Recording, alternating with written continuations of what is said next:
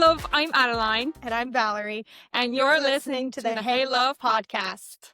We know just what it's like to have a queer and woman-owned small business team. After all, we're Hey Love Studio. Here, we'll be sharing our tips and tricks of what we have learned over a few years running a small business. Whether it's a marketing strategy or how to get new clients or how to even just treat the clients you already have better, we're going to let you in on all the little secrets that make our team successful. So join us along while we untap topics to make sure you shine and hype your clients up and pay those bills. Hi everyone! Today we're going to talk about something that is not really talked a lot about the industry, and honestly, if it is, it's just done by criticism. We're talking about wedding and elopement budgets. So the average spend right now is about $35,000 on a wedding, and the elopement is about $10,000 or less. And we've been told that majority of the people who elope do not really regret not spending more money. Whether that's true or not, I don't know. Ask the knot. This is where we got the data from. So we're going to unbreak this and see where we think you should put your money at. You ready, love? Let's go. Let's go. A couple of things that I think is very important to mention is an elopement should really be 10 people or less. I mean, a true elopement is really a couple, an officiant, and a vendor or two. So that's more like 5 people or less. And to be honest, $10,000 for 5 or less people can actually seem like a lot. So if at the end of the day you're going to have 5 or less people and your elopement is still costing 10 grand, why is it so expensive? Let's talk about some of the things that maybe you definitely should not cheapen out on and other things where there's a lot more flexibility in the budget.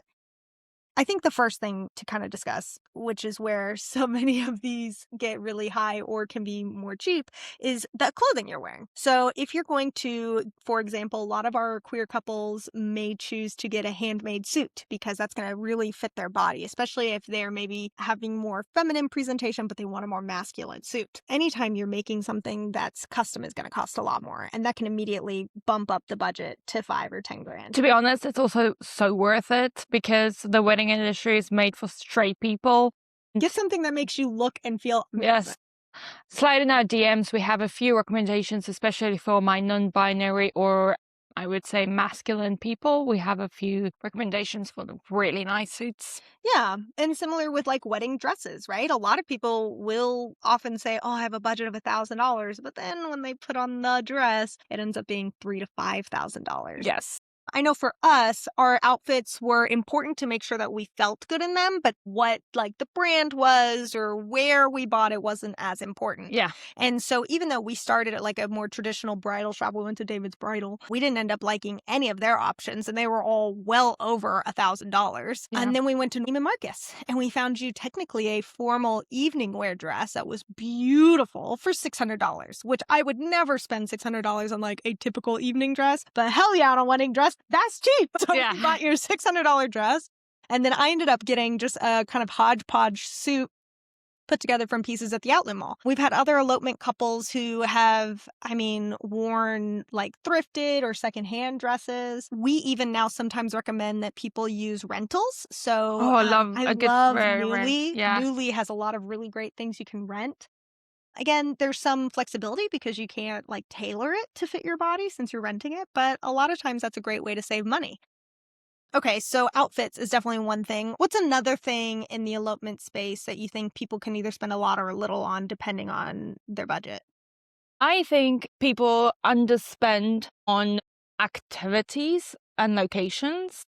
Maybe it's just because I have this massive dream, but I really think getting a beautiful Airbnb at, let's say, your spot you want to get married, let's say the Buffalo River, right? Getting an Airbnb there or a condo and to stay over a few nights, I think it's really important to take that slow and intentional. And then also skipping toast and cake cutting and stuff, it makes me a little bit sad. Like, get a cupcake. There's no reason why you shouldn't spend, let's say, $250 on a cupcake because it is at the end also your wedding day. I think also people don't realize this. Photography and videography should still be one of the most expensive things. Yes. And I've seen this as a trend and I need to clear this up. Just because there are 2 people doesn't mean that there's less work going in for us. The same intentionality goes in, the same amount of prepping goes in, the same amount of skills, equipment, and stuff.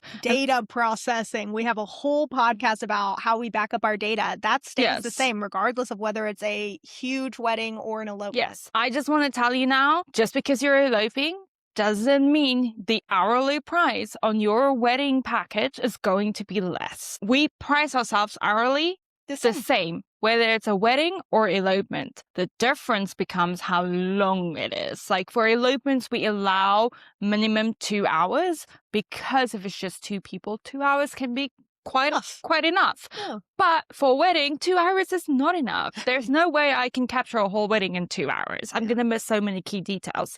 Any case, so that's my rant for today. Just because you're eloping, you cannot negotiate pricing on that. Yeah. Just expect your photographer then to give you less options for less hours because it's just 2 people. I think other things, though, that can make elopement cheaper, you mentioned venue, like getting an Airbnb and stuff.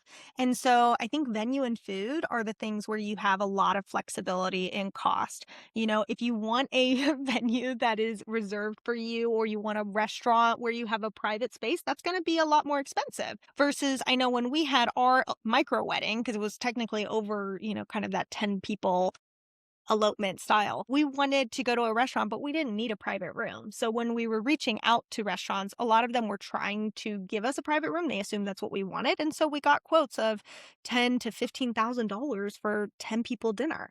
And there was like no way in hell I was going to spend $1,000 per person unless it was the best meal of my life. Yeah. And so we ended up finding a restaurant that would allow us just to have a couple of tables put together, which is really what we wanted. Yeah. And that was perfect. And I think we ended up spending like $500 total. And I'm going to say that there are going to be people who take advantage because you're going to say, hey, I'm eloping or hey, I'm having my wedding, and they're going to give you $50,000 as a minimum. Yeah. Like we had so many people doing that to us when we planned our weddings, but the right places, the right people will come and they would say yes. I do want to say that I think some couples, because like that is kind of known in the industry, like, oh my God, you mentioned the word wedding and the cost is going to triple. Sometimes I think people don't realize that's because with a wedding or an elopement, there are special skill sets and there are certain things that are maybe more expected or not. And so even though the couple may or may not want those things, well, unless you outwardly say it, they're going to probably assume that you want that. So for example, with the restaurants, they were assuming I wanted a private room because for many weddings and elopements, that's what people want. That's just not what I wanted. That wasn't a priority for me, so I didn't want to pay for it. And that's where you just have to be more clear. Yeah.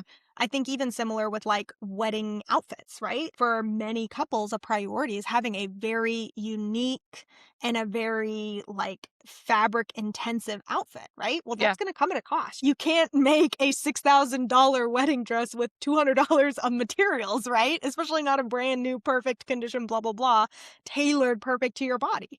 It's going to come at a cost. And I think that's similar with photography and videography is, you know, we do see every so often somebody get on Facebook and be like, hey, I'm looking for somebody to come shoot my wedding or elopement, $100 an hour. Who can do it?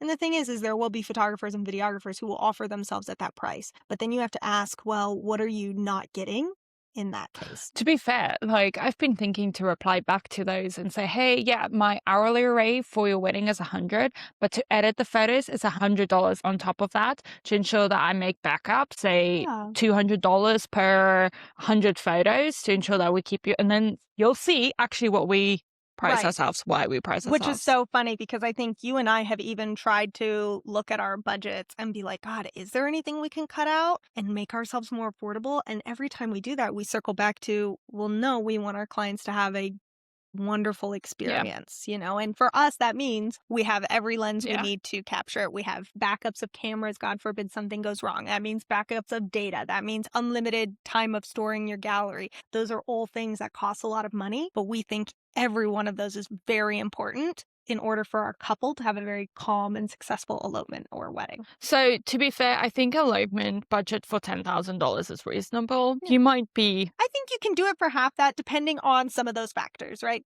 Yeah, you could maybe... Depending on your outfits, depending on your venue. But I mean, 2 hours for us is $1,300. Right, so I mean... And that's without video. So I don't know, 5,000 is...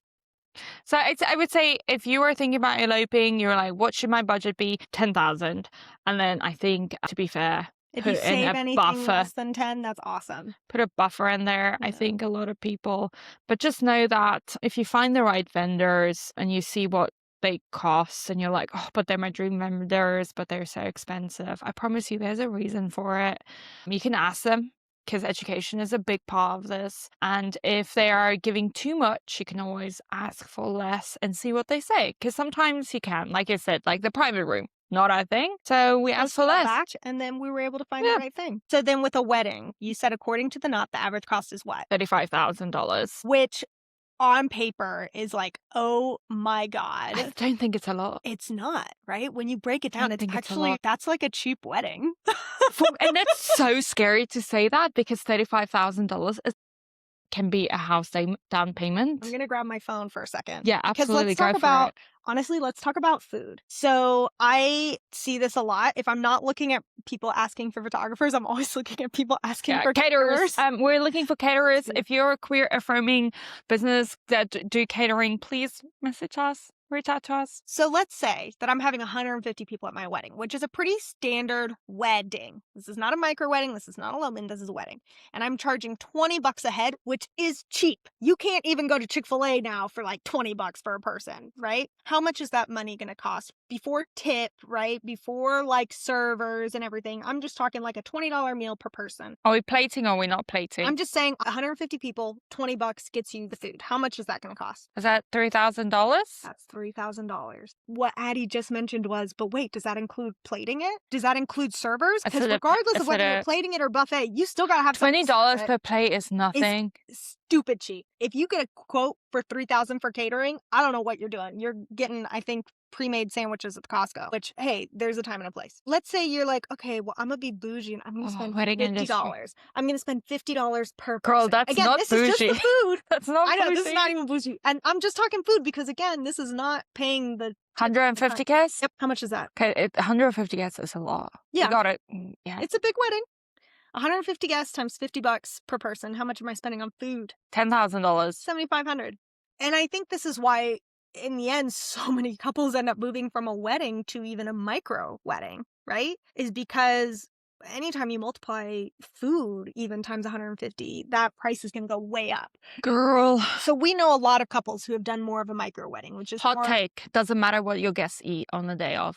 To an extent, yes and no. Here's what I will say. We've been to weddings where it felt like they did not spend money on the food. Do you remember? We went to one wedding. Yeah, I know what you're talking about. That's what I'm talking about. There was a wedding where there was a table where the food would be, and there was literally like 3 sheet pans of food. 2 pastas and a salad. There was one person kind of serving, but mostly just making sure everything was available. At times you had to ask, like, do you guys have salad dressing? Yeah, the salad was finished and they did. Yeah, so there wasn't enough food. So to your point, like, does the food matter? Maybe not, but like not having enough food, that matters, right? Especially if guests are drinking alcohol, they need to fill their bellies. I would also say, while I'm not necessarily team buffet or plated, I do think it kind of changes the vibe of the wedding. A plated meal allows people to stay seated, stay talking, stay celebratory. A buffet meal requires your guests to literally get up and leave that table. It can sometimes... I love a plated meal. Yeah, I mean, I want to do less. I think a plated meal is where it's at. I think the buffet... The only place I'm walking to, there's 2 places I'm walking to, the bar and the dance floor. Okay, great. So plate your meals, couples. But that comes at a much higher cost, right? Because you need to have enough people serving to where everybody's not waiting on their plates. I think what I'm learning right now as I talk about numbers, how expensive the wedding industry is for a reason, because food and services are expensive. Welcome to corporate America capitalism. South Africa, the cost would be half the price. I'm from South Africa. Please let me plan your wedding in South Africa. Why would it be so much cheaper? Other than the cost of living and everything is just cheaper there. Why? $1 to rand. That's right. it. Other than that. But I'm saying, like, if you actually were to look at the minimum wages and adjust for inflation and all that, do you think it would still be significantly cheaper in South Africa? And if so, If you're a South African couple doing it in South Africa, oh no, it's the same it's the same. experience. It's just because we have the dollar. Okay, so you're just saying if you're an American who wants to make your dollar stretch further, Well, that's what go to South Africa. that's destinational weddings. Why do you think they do it? Yeah, half the time that's why they do it. Yeah, Yeah. because they have a stronger currency. Okay, hot take. Yeah. I'm done with stationary invitations. Okay. Digitalize them. Okay. Digitalize your wedding invitations. I think couples spend a few $1,000s on this. Put that back into flowers, your food, your drinks, your other vendors get a day of coordinator instead. But I'm over printing invitations. I'm going to give an exception. Okay. The exception is if your invitation is literally art. So we had a couple who literally like drew and designed their invitations featuring like iconic places of their wedding and where they met. If it's art and I'm going to keep it up in my house forever, hell yeah, print it. If it's just a save the date that tells me like when and where, maybe you could digitize that. Yeah. But then again, one of our couples used our engagement photos and they sent it to us, and now we have their save the dates printed and their invitations printed, and I think we have like 3 cards from them, and we have them all like in a little shrine on our desk. So True. to me, that's art. I don't think it's photos necessary. and invitations are I don't art. think it's necessary. No? Okay. We have the Knot, we have Zola, we have Wix, Everybody has a we wedding have website, WordPress. yeah. Like, you can even record a little video like this for your people. That'd be so cute. Skip the invitation. Skip wedding favors. What do you feel about wedding favors? Ooh, yes. I think wedding favors, unless it is something that is very special to you as a couple and it's truly something you want to share with everybody at this day and age, like coming to the Do you wedding. know what's better than a wedding favor? What? An open bar. No, I'm just kidding. What? I mean, you're not wrong. Is a luxury, like, photo booth experience. Yeah. I would say a luxury photo booth, or like I still love the live painting. Live paintings like of them. the drawings of people. Again, like for me, it's a piece of art for people. But there's human interactions. There's an artist there that's interacting with your vendors. There's a story. There's entertainment around it. The photo booth. I say luxury photo booth because I don't think your typical, like, what's it called? Cheesy photo booth. Yeah, is that amazing. Get a person like there to pose them, take the photo, get it printed right there and then. And honestly, if you then want stationery, have a photo envelope with your like wedding stickers and shit. That would be cute. Mm. I also think this is a big one. So for a wedding versus a micro wedding, I think your biggest difference in cost is going to be your food and alcohol if you're doing that. I would also say your biggest cost difference is going to be the venue size, right? The space that you would need for 150 people is going to be a lot bigger. Average 50 costs right now that I've seen is about $7,000 for a venue. And I would say they're more like Arboretum is $15,000 to $20,000. That's just for the space. One thing I want you to keep in mind when you're talking about budget is all-inclusive weddings sound nice. It's not always the greatest thing. It might look budget friendly, but sometimes these vendors are bored of what they're doing. So they're doing this every day and no shame to them, but then that special feeling around it gets really lost. The other thing is that you can't choose it, so you can't really choose who you invest your money with. And then bonus is if there's something that you want that isn't there, then they're like, you're kind of SOL. The other issue I've seen is that sometimes when you book an all-inclusive wedding, those vendors that they're using are not actually employed by the venue. They're hired by the venue, but they're not employed by. And so what that means is that sometimes the venue chooses a photographer just because they're cheap and available rather than them actually being skilled or good, and you actually don't have any say in that. And so you think you're going to have this incredible experience, but first of all, if you're meeting that photographer on the day up, that's already going to be a challenge, right? How are you expected to show vulnerability and be comfortable in front of the lens of somebody you've never met? And then also you can't guarantee their work. So I would always be very cautious. I'm not against like food being included in-house. And I'm also not against a day coordinator being included in-house. But more than those two things, I think it starts to get a little dicey. I think a day coordinator is not bad. I think food is such a sensitive thing. True. But there are a few wedding venues out there that do operate on volume rather than the actual quality experience. And y'all, we've been there, done that. We've had toilets Backing up. overflow and no one is fixing it. And now the groom is running around trying to fix it because the bathrooms are in their venue space and there are people wanting to go to the bathroom and food is being served right at the entrance after. It's not worth it. Vet your places. And if you need some help, we are here. We have a few people that I absolutely love as venues, and knowingly, they're also affirming and liberal leaning, because in this economy, that's very important. I was also going to say, I think one of the biggest ways that people try to save money when they're having a smaller wedding is not having a day up coordinator. And I want to say why that's a huge red flag. So, first of all, let's just start with what a wedding planner typically does. Typically, what a wedding planner does is take your budget and your dreams and make it a reality. What they typically don't do is like say, great, it's going to be $1 million and blah, blah, blah. No. There's a lot going on. What I love about planners is that every planner I've spoken with has a preferred list of vendors. And what that means is that, yes, you might be able to find somebody cheaper off of their list.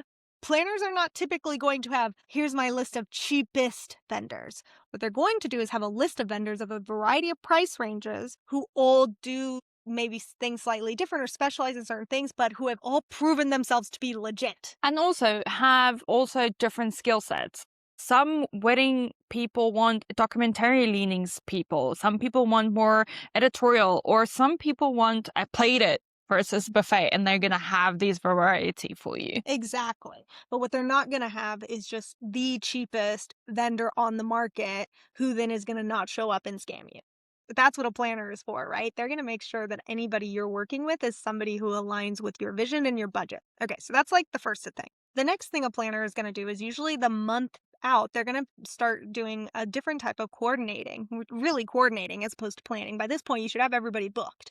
But your planner now is going to coordinate to ensure that you, as the couple, are not the ones having to meet with every single vendor to go over every single detail, right? Some couples like to do that, but other couples might start feeling like they're project managing their own wedding, and that can become a lot. And so rather than doing that, they'll have a month of coordinator, a month of planner who will reach out to each vendor, make sure each vendor knows what time they need to arrive, what time certain things are happening, all of that good shit, right? Then beautiful thing is a day of coordinator. I think in the past, the day of coordinator used to be a maid of honor. I think in the past, that's kind of what we did, was we forced the woman who was the highest ranking at the wedding but wasn't the bride to be in charge of telling everybody where to be at what times. So hetero here right now. I know. Hear me out. But the beautiful thing is I think we've pulled away from requiring that of our maids of honors. But as a result, some couples don't step in and hire somebody else. And who that person is a day of coordinator. The day of coordinator is supposed to be there to ensure that every vendor knows where to go without having to ask the bride something or ask the couple. I'm going to say couple because not every couple has a bride, right? Having a day of coordinator ensures that vendors know what to do and where to go and what time without having to always check in with the couple. It's so silly, but a day of coordinator is also the person who officially starts the ceremony. You know, again, helps the flow of the day. Y'all, we've been to weddings where it's bloody awkward. We're like, what's next? And everybody's now looking at each other. And the newlyweds are looking at each other and we're like, this is your wedding. Like, who's in control here? Who's in charge? And sometimes that can be your photo and video team. And that can that's not our role, though. I know, but it can be. At times, there are small weddings where that is discussed in advance. Sure. And yes, the photographer is going to thumbs up. I mean, we talked to a couple the other day who it doesn't seem like they're going to have a day of coordinator. So I just let them know. I was like, hey, FYI, the biggest moment you're going to feel that is at the start of the ceremony, because we're all going to agree that the start of the ceremony is 7 p.m. But what we're not going to agree with is who literally starts walking at 7, who hits play on the music. Those are day of coordinator things. The day of coordinator is the one who hits play on the music, assuming there's not a DJ. Really, it should be the DJ, but in any case, the day of coordinator is the one who looks at partner and says, all right, it's time, start walking. You know, the day of coordinator is the one who gets to ensure that if we're doing like a big reveal, that the second partner is kind of hidden away until that moment. You know, the day of coordinator really brings a lot of pieces together. The day of coordinator oftentimes will bring drinks to the couple during their, newlywed photos. Or Valerie does it. Or I do it. But again, like in an ideal world, a day of coordinator you didn't have a day of coordinator. Think about our wedding that the bathroom exploded. Yeah. Now, someone needs to take care of it. Day of coordinator taking care of it, right? But the bride and groom is thirsty, or the newlyweds are thirsty. Who's going to get their drink? Yeah. You are running for that now. Now, grandpa and grandma's missing. Like, things are just, it's a moving piece of wedding. And the more and more we're at weddings, I really think day of coordinator is so key part. Well, and I think a lot of people assume like, oh, a day of coordinator is just going to show up and like decorate my tables for me, which is already a big deal if you're doing a lot of table decorations. So don't downplay that. I don't But think that's like kind of, in my opinion, that's like the first and easiest thing they do, right? Is putting out all the decor pieces. But that's a lot, right? Because what if something got lost, or what if something got broken? Again, it's kind of their job to now project manage and plan and figure out what the solution is without too many people having to go interrupt the couple. If you're a day of coordinator or a wedding planner and you're listening to this, please comment down below what your roles are, what's the expectation of what you want to do on a wedding day, and what couples can expect from you. Yeah, what are we missing? I think it's really important that we start educating our couples, because the wedding industry has gone, this is too expensive, I Don't do DIY it. And now we're like, this doesn't work. There's a reason why we charge this. Please tell them why. Yeah, and I know you mentioned earlier, like we have spoken to some planners and coordinators who don't do day only service. They typically, I think one of the ones we spoke to recently said that the shortest amount of time they'll do is week of coordinating. Do you Or remember? month of, month of. Do you remember what their concerns were about just doing day of? It's because there's so many vendors a part of making the day run smoothly, and to pitch up the day off and then meet everyone for the first time and then get to know whose role is what, who's doing where. It's just so much to do for the day of. Had a few micro weddings where the day of coordinator was really there because the venue had required it, but it was at like Anthony's Chapel, and the newlyweds had everything planned out. There was a rehearsal. They talked about what's happening, and essentially they talked to us too to help them, and it was a 2-hour thing, and it went smoothly. But as soon as you go to a micro wedding or a wedding where there's actually like a ceremony, a reception, first dances, all these things that should be flowing together, you should have a day of coordinator at least. So here's my big thing, $35,000. A lot. And we haven't even talked about photo and video.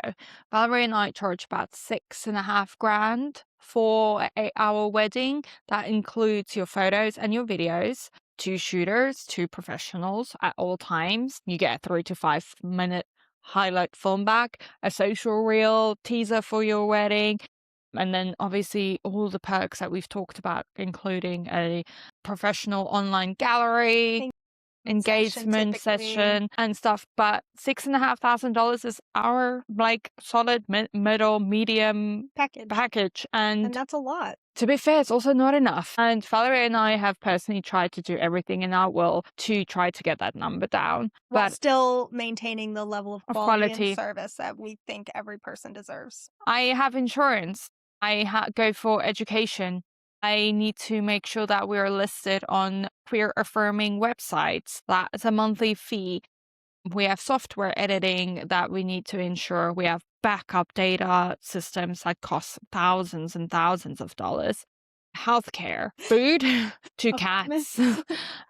So put down $6,500 for your photo and video if you want us there for 8 hours, because that's your investment. Hell yeah. Fortunately, that's your investment. I think, again, there can be a lot of sticker shock when you're looking at like data from the knot about how much a wedding costs. $10,000 if it's only like 5 people. I really want to pull it up quickly. Is that okay? Yeah, you can pull up the data. Talk on. But I think that as scary as the sticker shock is, take a moment, really look at what a suggested vendor list is, think about what you really don't prioritize and where you might be able to then save some money, and what is a priority for you and what you would really want to spend the money on.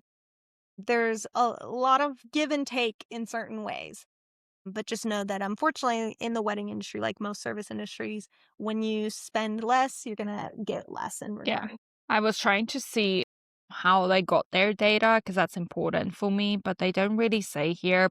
Essentially, I know that they do surveys with people that host their wedding websites and stuff and all those things. But essentially, guest averages have declined over the last, I would say, 7 years, but it also has increased per guest. So in 2019, cost per guest is $214, where today it would be almost $300 per person for a guest. And some of that, is also just inflation. There's also a lot of talk in pre and post COVID. Unfortunately, a lot of wedding vendors weren't able to succeed through COVID. You can see the jump between 2020 and 21. The increase of prices was $9,000. I mean, and think about the fact That's that the biggest jump. a lot of venues could no longer host back-to-back ceremonies, right? Or back-to-back events. They needed to have space. Think about photographers who in the past might shoot 3 weddings in a weekend and now could only shoot 1. I think there was a lot of change that happened during COVID as a result. Yeah.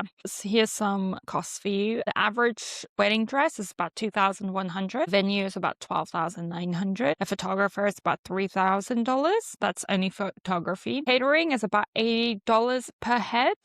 Groom's attire, hetero data, is $330. Cake is about $530. Hair and makeup is about $300. A DJ is $1,800. Event rental, so that's chairs and stuff, is about $2,000, and a florist is about $2,800. And this is the medium, like middle. That's not high end. That's not on your low end either. One thing that I have been seeing is a decrease in hiring DJs. I think a lot of people are now moving on to just having a playlist. But keep in mind that even if you're doing a playlist, you probably still need an MC, right? And you need somebody to hit play on the playlist. We've been at weddings where because there was no day of coordinator and there was no DJ and there was technical issues, again, the couple had to step away from their day to manage this. At the end of the day, that's why you hire people, is so that way you can be present and plugged in. If you're not going to hire somebody, then you need to kind of tap on friends and family members who'd be willing and able to do it. So I know, like, for us at our wedding, we did everything pretty much DIY with my siblings. And so my older sister, who's extremely great at decorating, she was in charge of all of that. We didn't have to do any of that. I think my brother, who was really good at coordinating the logistics of getting everybody everywhere, was kind of in charge of the timeline as far as, hey, I know how long it's going to take to drive around in the Bay Area. And then my mom was actually our musician. She was in charge of playing her flute. I don't remember who started our music for us as we walked down the aisle. Veronica and Chris did. Chris had our Spotify playlist going. Nice. So again, like, you can DIY it, but then you've got to make sure that you've got friends and family who are willing and able to step up. And it's okay if you don't have friends and family who are willing and able to. Maybe they want to be able to just enjoy the day. And in that case, that's where you hire professionals. For example, my brother got married, and there was so much in us that was like, oh my God, we want to do your photo and video. And the more we talked to him, the more he said, actually, we just want to be guests. And so then we got to have our favorite Bay Area photographer, Brandy Rollins. Oh, I love her. Amazing.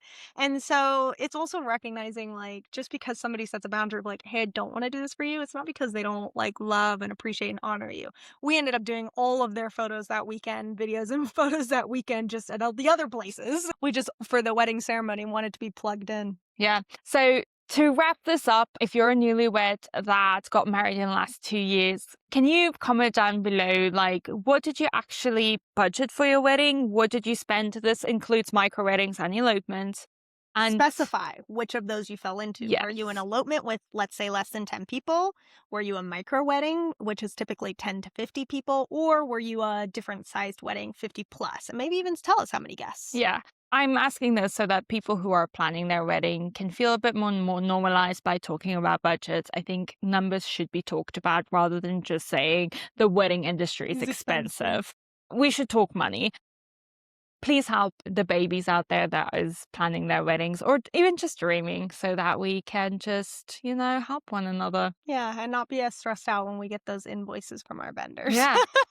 Anyways, thank you so much for joining us today. If you're curious to see the weddings and elopements that we've gotten to photograph and videograph, take a look at our Instagram at Hey Love Studios, especially if you want behind the scenes content or kind of planning advice and guidance. If you really love this podcast, make sure you listen to our other episodes. And if you're planning or dreaming your own wedding, check us out on Pinterest so you can get some inspo for your special day. Until next time. Bye.